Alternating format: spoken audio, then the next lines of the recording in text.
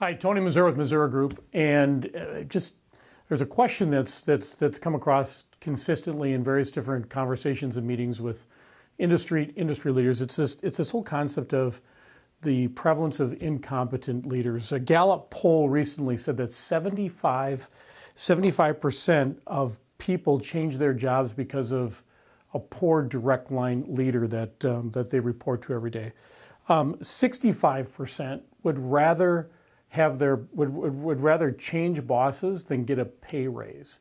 So the prevalence of poor leadership is something that not only our industry but all industries really are struggling with. And there's this prevailing question out there that why are there so many incompetent leaders? Recently, I picked up a Harvard Business Review article by Tomas Chamorro-Premuzic, who actually since 2013 it's the number one article out there, and he wrote a book based on this, which is just simply why do so many incompetent men become leaders.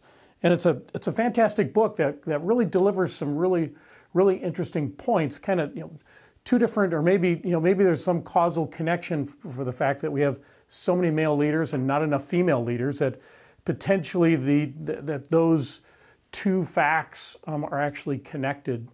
Internally within the Misura Group, as we're evaluating leaders, one of the things that we're really keying on, we start talking about the difference between competence and confidence, and making sure that we really don't have biases and that we're being very objective when we evaluate is charismatic leaders. If there's mistakes that have been made in assessing individuals in the past, it's overvaluing that charismatic leader.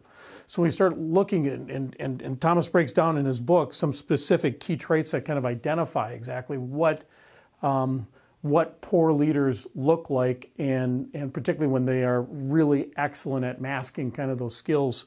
Some things to be aware of. I mean, it's narcissistic behavior, the inability to take criticism, the inability to listen.